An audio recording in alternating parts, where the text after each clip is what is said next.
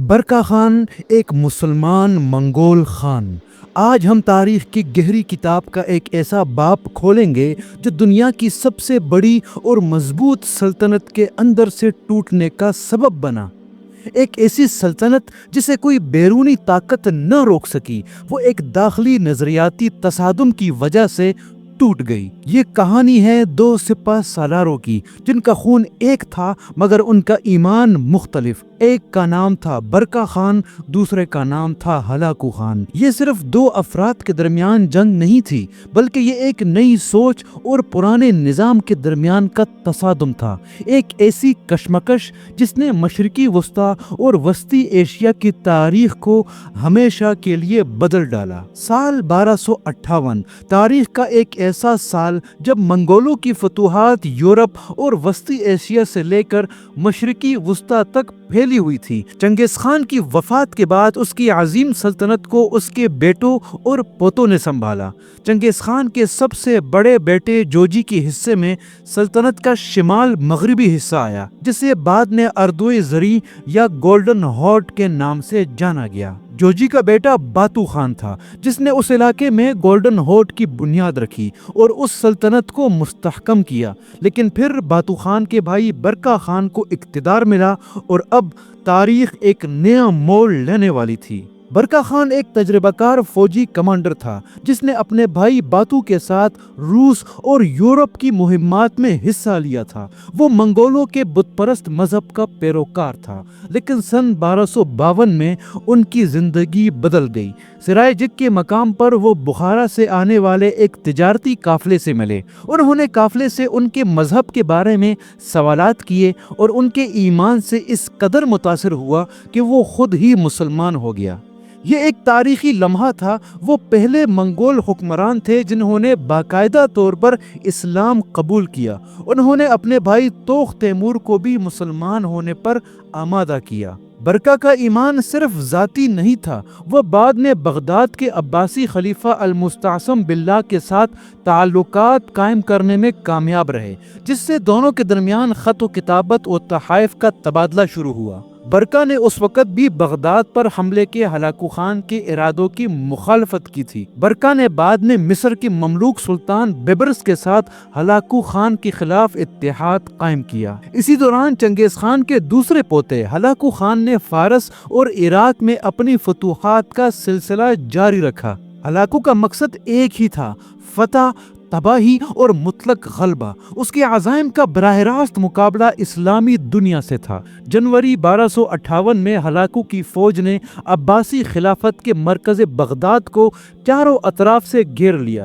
صرف 13 دن کے محاصرے کے بعد شہر فتح ہو گیا۔ اس کے بعد ایک خوفناک قتل عام کا آغاز ہوا جو ایک ہفتے تک جاری رہا۔ شہر کے مشہور کتب خانے بیت الحکمہ کو تباہ کر دیا گیا تھا۔ کہا جاتا ہے کہ کتابوں کو دریائے دجلہ میں پھینک دیا گیا تھا، جس سے اس کا پانی سیاہ ہو گیا تھا۔ یہ بھی کہا جاتا ہے کہ دریا کا پانی کئی دنوں تک بے گناہ مسلمانوں کے خون سے سرخ رہا۔ اس تباہی کا سب سے المناک حصہ عباسی خلیفہ المستعصم باللہ کا قتل تھا۔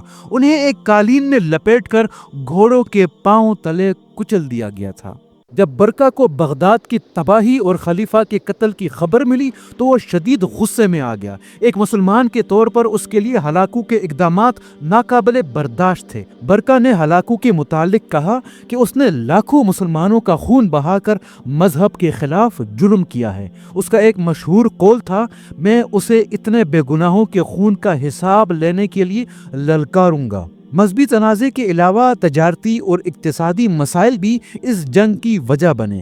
ہلاکو نے شمالی ایران کی دولت پر قبضہ کر لیا تھا اور اردوئی زریں کو مصر کے مملوکوں کو غلام فروخت کرنے سے روک دیا تھا، جو ان کی آمدنی کا ایک بہت بڑا ذریعہ تھا۔ بغداد کی تباہی کے بعد ہلاکو نے مشرقی وسطی میں اپنی پیش قدمی جاری رکھی، مگر 1259 میں عظیم خان مونگے کی موت کی خبر سن کر وہ اپنی زیادہ تر فوج کو پیچھے چھوڑ کر منگولیا واپس چلا گیا۔ اس سے ایک زبردست خلا پیدا ہوا جس کا فائدہ مصر کے مملوکوں نے اٹھایا۔ 3 ستمبر 1260 کو مملوک مصر نے عین جالوت کے مقام پر منگول فوج کا سامنا کیا۔ یہ ایک فیصلہ کن مملوک فتح تھی۔ منگول کے جنرل قطبگاہ کو مار دیا گیا اور منگول فوج تباہ ہو گئی۔ یہ تاریخ میں پہلا موقع تھا جب بظاہر ناقابل شکست منگولوں کو کھلے میدان میں فیصلہ کن شکست ہوئی۔ اس شکست نے منگولوں کی مغرب کی طرف توسیع کو ہمیشہ کے لیے روک دیا تھا۔